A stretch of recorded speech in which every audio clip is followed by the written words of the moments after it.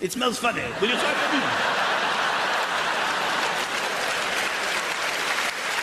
Cheesy!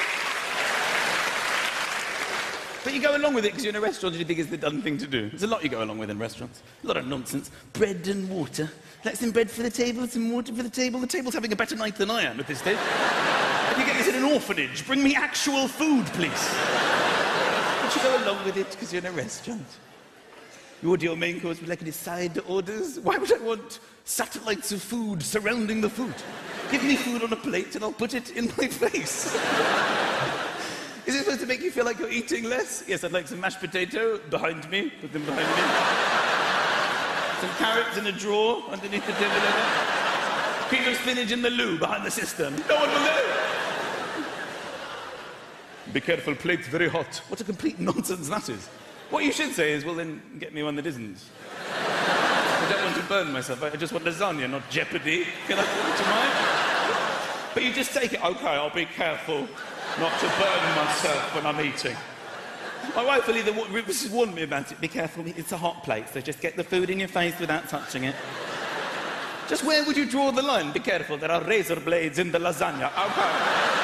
I'll be careful with my brain. Coffee's the other big one. They always offer you coffee at the end of a meal, regardless of the time of day. Literally, at dinner, it can be 11:30 at night, it's the end of the day. Bedtime is next up for you. Can I get anyone a coffee?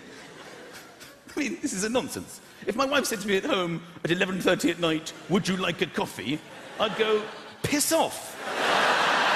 Are you referring to the drink we use to get us out of bed in the morning? The high caffeine drink that fuels the rest of the day?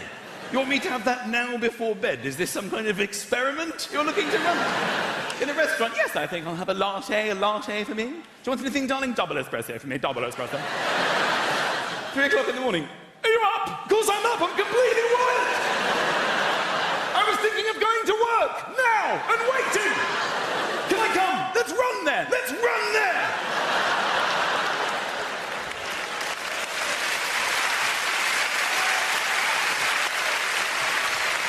But it doesn't matter what you order, ladies and gentlemen.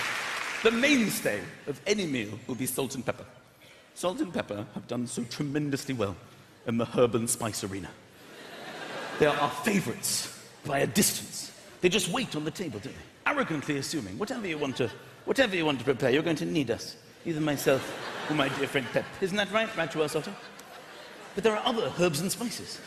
Oregano, thyme, rosemary, cumin, paprika. They're all lined up in the cupboard in the kitchen at home waiting. Sometimes the cupboard door opens, they see salt and pepper on the table. Look at them, the bastards. What have they got that we don't have? I just don't get it. You ever been out of the cupboard, oregano? Once, for bolognese in 1988. They said it was an experiment. I don't think it worked. What about you, Cuban? You ever been out of the cupboard? I used to live with them at their old house. And they never took me out of the cupboard. Then they moved here, put me back in cupboard. No? What about you, paprika? I fell out once. They just put me back in, the wrong way round.